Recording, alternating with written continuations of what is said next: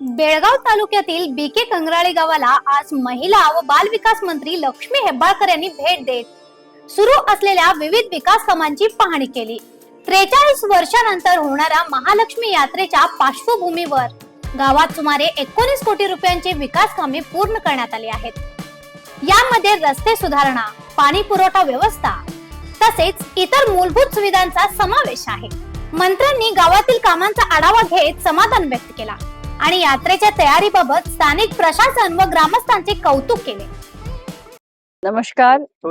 आज आमचं गाव, माझं गाव बीके कंगराळी मध्ये 43 वर्षानंतर ग्रामदेवी लक्ष्मी देवीचा यात्रा सादर करत आहे आणि येणारा एप्रिल 28 पासून मे 7 पर्यंत यात्रा आहे। मी सगळं आमचं बीके कंगराळी गावकऱ्यांना सांगू इच्छितो की एक गावच्या मुलगीचा जो जबाबदारी असतात, ते जबाबदारी जो काम आहे, जो मूलभूत सौकर्य यात्रासाठी तुम्ही काय काय आम्हाला सांगितलेलं आहे, यात्रा कमिटी असो, देवस्थी कमिटी असो, बीके कंगराळी गावात जो पंचमंडळी असतात, जो तुम्ही काम मला सांगितलेलं आहे ते काम सगळं आता पाहणी आम्ही केलेलं आहे। मोठं इंटरनॅशनल लेवलचं कुस्ती पण आहे आणि 43 वर्षानंतर यात्रा म्हटले तर माझं म्हणणं आहे की कमीत कमी एक 8-10 लाख लोक तरी येणार।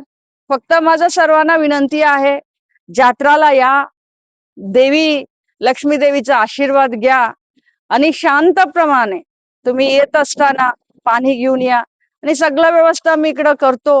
पार्किंगचा व्यवस्था करतो, बसचा व्यवस्था करतो, पोलीसचा म्हणजे ट्रॅफिक कुठंतरी तुम्हाला जाम होऊ नवे म्हणून ते पण आम्ही घेतो।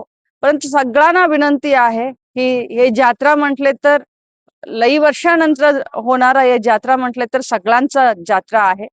पक्षपात सोडून, जातीवाद सोडून सर्व मिळून मिसळून एक मोठं उमेदीना, संतोषेना हे यात्रा साजरा करूया। सगळ्यांना माझा हेच विनंती आहे। कमीत कमी किती कोटी या वर्षामध्ये जवळजवळ 35 कोटीचं काम बीके कंगराळी मध्ये केलेलं आहे।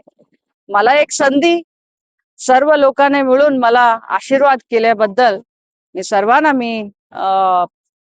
माझा नम्र नमस्कार करतो आणि सर्व मिळून यात्रा मोठ्या उत्साहानं मी साजरा करूया इथे सांगून मी माझा 2 शब्द संपतो। सध्या गावात उत्साहाचं वातावरण असून महालक्ष्मी यात्रेची जोरदार तयारी सुरू आहे।